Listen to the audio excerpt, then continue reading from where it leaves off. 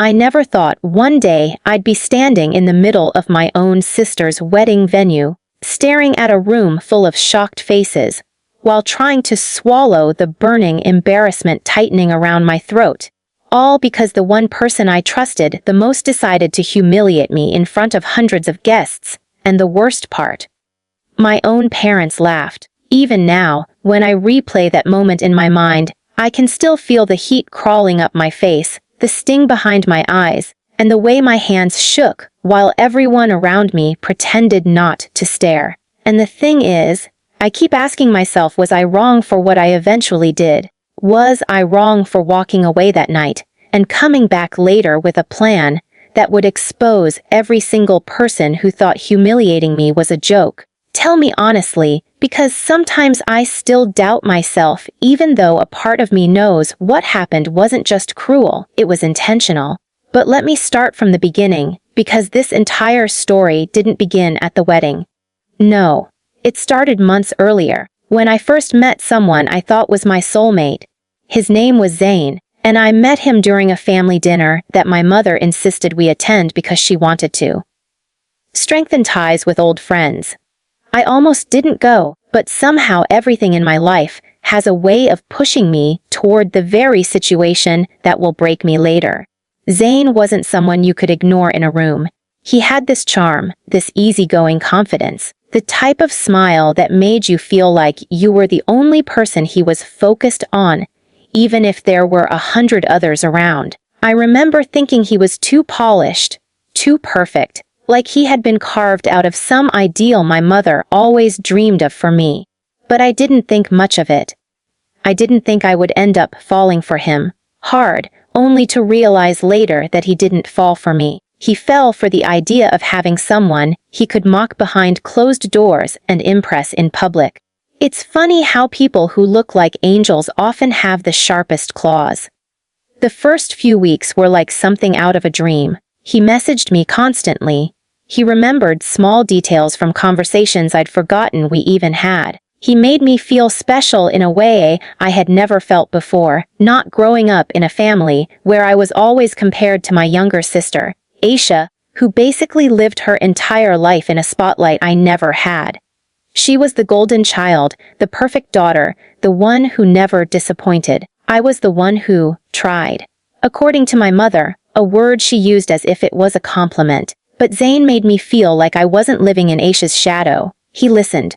He laughed at my jokes. He made future plans. And I, stupidly, believed him. Looking back now, I can't pinpoint the exact moment things started changing, but slowly I began noticing how his compliments turned into backhanded jokes. Like when he'd tell me he loved how simple I was, or how my style was cute in a comfortable way, or how he'd nudge my arm and say, "At least you're not high maintenance like other girls."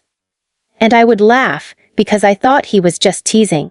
I didn't know these comments were seeds planted intentionally, waiting to grow into the humiliation I would face later. Then came the wedding preparations. My sister's wedding was a big deal in our family, huge guest list, lavish decorations, multiple events, and endless opinions from everyone. My mother had thrown herself fully into proving to the world how perfect her daughter's wedding could be. And somehow in all the chaos, I began noticing that Zane was spending more time around my family than even I was. My parents adored him, especially my father, who once said, "Now that's the kind of man you should hold on to. He brings honor to a family." I wish I could tell you I realized then how wrong they were. But I was blinded. No, I was starved for validation, so I mistook attention for affection. As the wedding week approached, Zane became increasingly distant with me, while becoming more friendly with others. Sometimes, I'd catch him whispering jokes to my cousins, laughing with my uncles, or nodding approvingly at my mother's obsessive instructions. And whenever I asked him about it, he'd say, "Relax, I'm just trying to help your family, you overthink too much." I brushed it off. Because what else do you do when you love someone who keeps giving you crumbs disguised as meals? But the night before the wedding, something happened that set the tone for everything that followed. We were all gathered at the venue for a final rehearsal, And I had spent hours getting ready because I wanted to look nice, even though it wasn't the main event. When Zayn saw me, he looked me up and down, paused, and said, "You look fine, but maybe try a different lipstick. This one makes your mouth look small." It wasn't the comment itself, it was the look he gave me afterward, like he was holding back a laugh, and when I didn't react, he added, "Come on, don't be so serious. I'm just helping you look better for tomorrow." I nodded. I didn't argue. I hated that I didn't argue. Now here's where everything truly spiraled. On the wedding day, everyone was rushing around. My sister looked stunning, there was no denying that. She glowed. She fit into the world my parents always wanted. I was happy for her. Truly. But I was also nervous, because Zayn had barely spoken to me all morning, and when he finally did approach, he said something that sent a shiver down my spine. "Hey," he whispered, "just don't make a scene today, all right?" I remember blinking at him in utter confusion. "Why would I make a scene?" I asked. He shrugged. "You get emotional sometimes." Emotional, as if it was an insult. The ceremony began, the venue buzzed with energy, cameras flashed, guests whispered.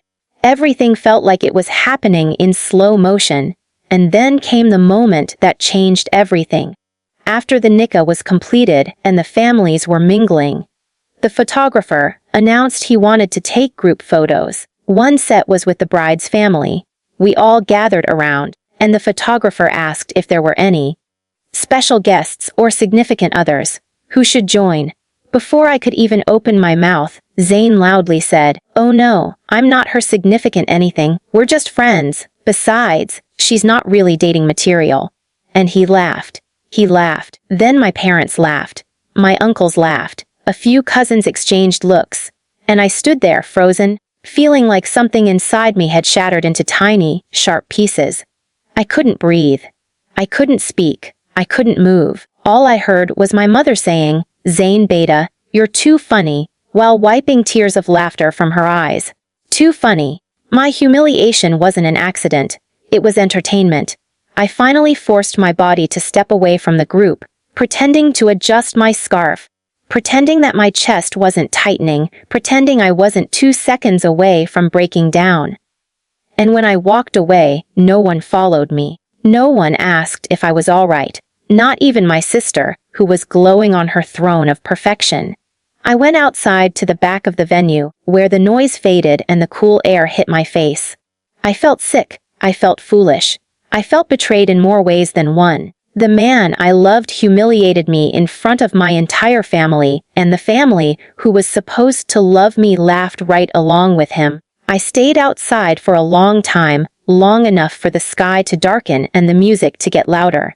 Part of me wanted to go home. Part of me wanted to disappear. But another part of me, a part I didn't know I had, wanted revenge. Not petty revenge, real revenge, the kind that exposes people in a way they can't deny or twist. But I wasn't ready yet. I needed time. I needed clarity. And I needed to understand why the people closest to me found my pain humorous. Hours passed before I finally walked back into the venue. People were still dancing, still laughing, still living in a world where my feelings didn't matter. But something inside me had shifted. I wasn't the same person who walked out earlier. I wasn't weak anymore. I wasn't desperately trying to belong. I wasn't clinging to people who never saw my worth. I watched Zayn from across the room. He was surrounded by my cousins, telling the same joke again, this time with added details, making me sound even more pathetic. I felt the rage simmering in my chest, but I forced myself to breathe. I wasn't going to confront him. Not yet. Not at my sister's wedding. Not when emotions were high and alcohol was flowing and everyone was wrapped in celebration. No.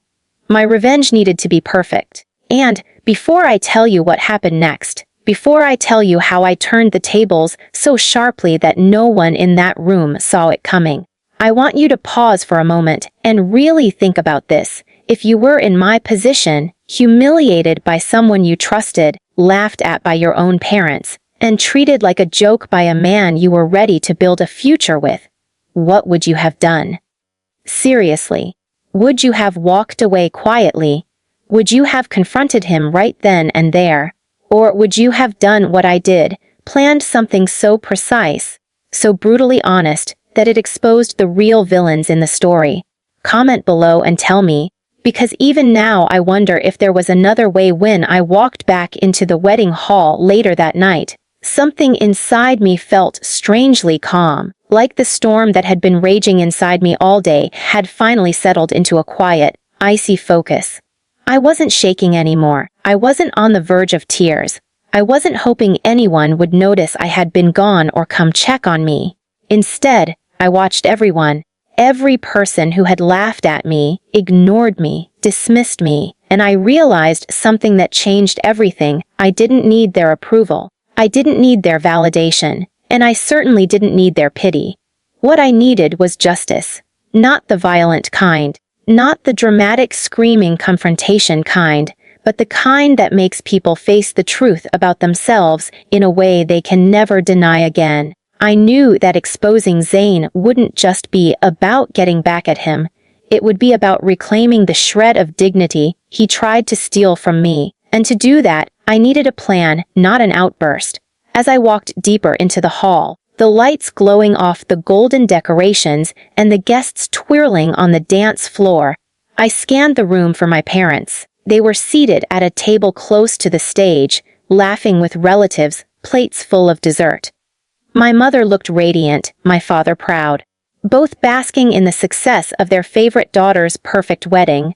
It was almost ironic seeing them so happy, knowing they had laughed at my humiliation just hours earlier without a single thought for how I felt. I didn't approach them. I didn't want to talk. I wanted to watch. I wanted to understand the dynamic they had created for years, the one where my pain was insignificant compared to maintaining appearances. The more I watched them, the clearer my objective became. This wasn't just about Zayn. This was about everything. I spotted Zayn near the dessert table, still surrounded by people who seemed to be feeding on his charm. You know the kind, people who laugh too loudly at mediocre jokes, just because they want to be seen laughing. He looked at home there, basking in attention that wasn't his to deserve.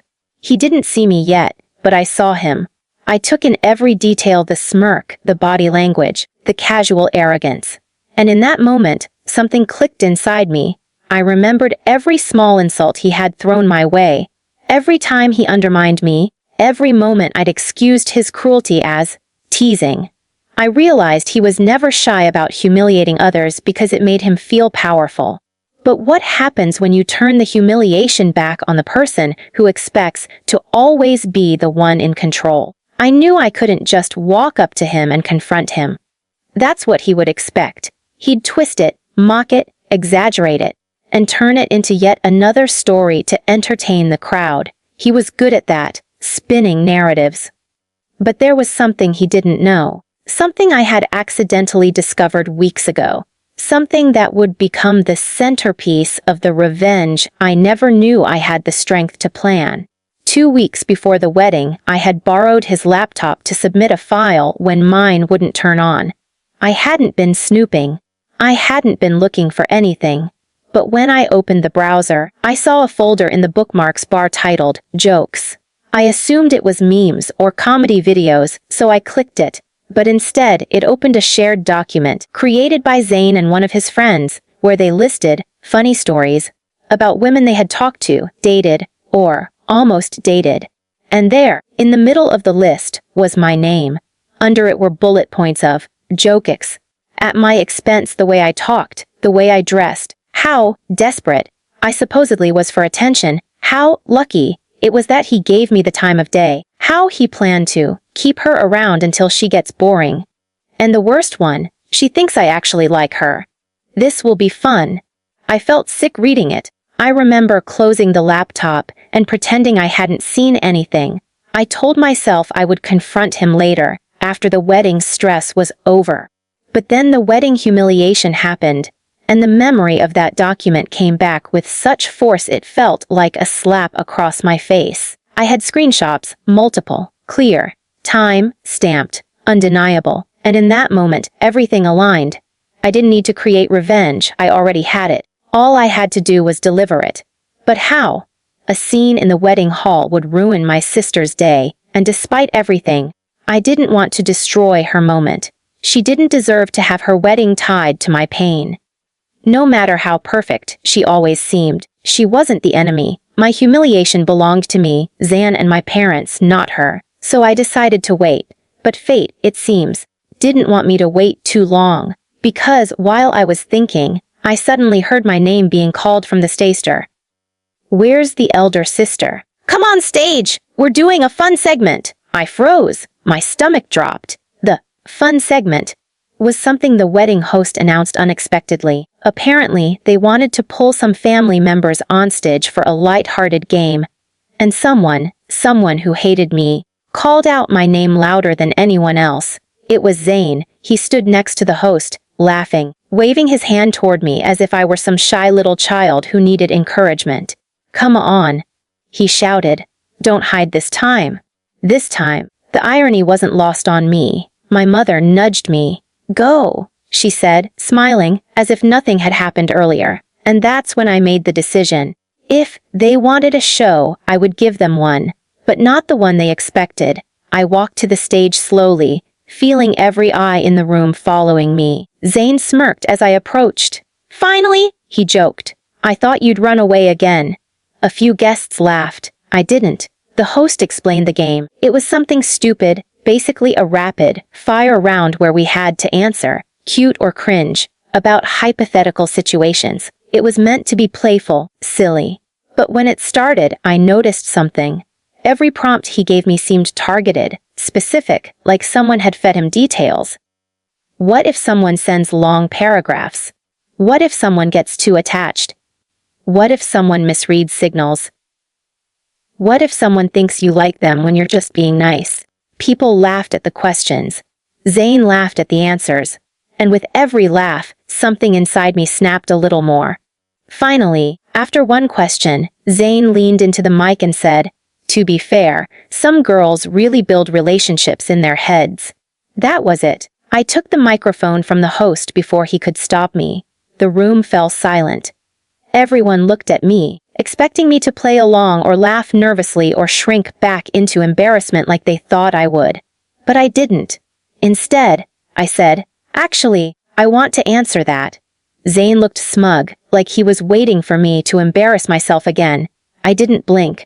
I didn't hesitate. I said, "Some men build entire personalities around pretending to care about people, just so they can mock them behind their backs." The smirk on his face faltered. The crowd murmured. The host looked confused.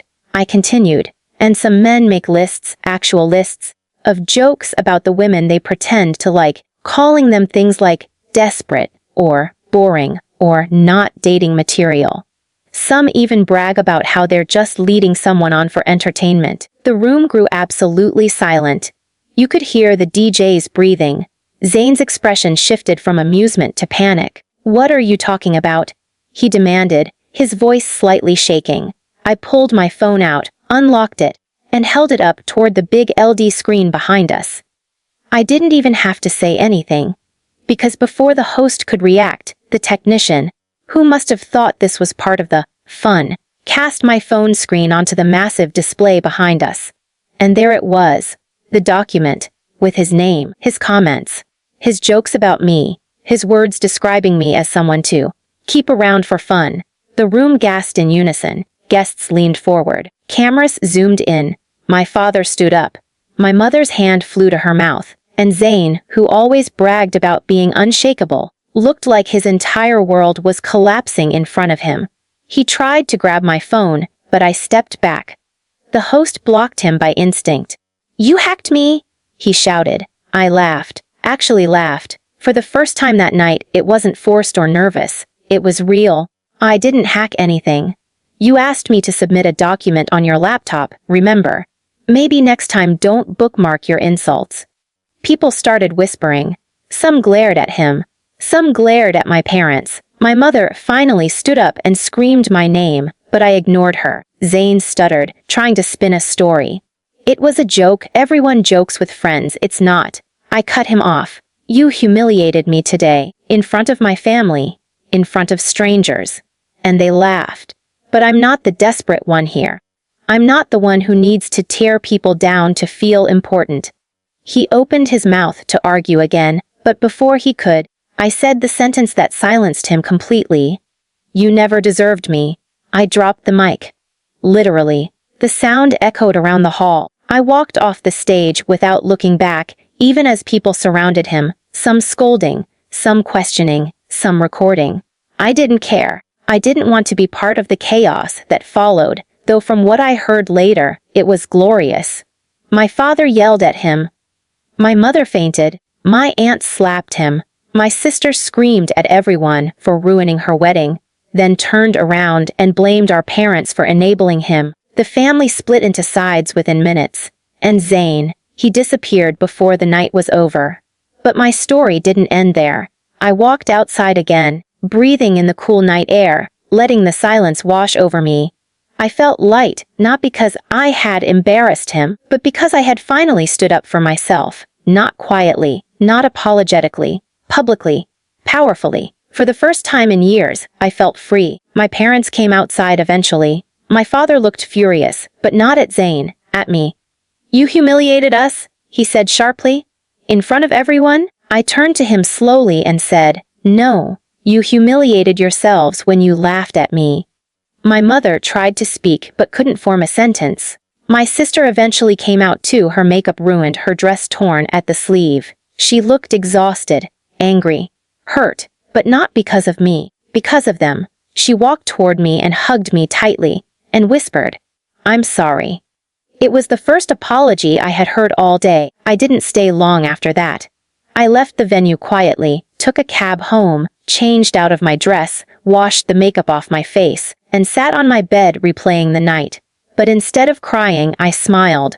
I felt like I had reclaimed something precious, my dignity, my voice, my strength. In the days that followed, everything changed. People apologized, people whispered, people chose sides. But me, I healed. Because humiliation doesn't define you unless you let it. Because love isn't supposed to feel like swallowing your own pride every day. Because sometimes, the strongest revenge isn't ruining someone, it's revealing them. So, tell me, after hearing everything, after watching the pieces fall exactly how they were meant to, was I wrong for what I did? Would you have done the same in my place? Like this video if you were on my side. Subscribe for more stories like this, and share your final thoughts on this whole mess in the comments section below. I'll see you all in the next story.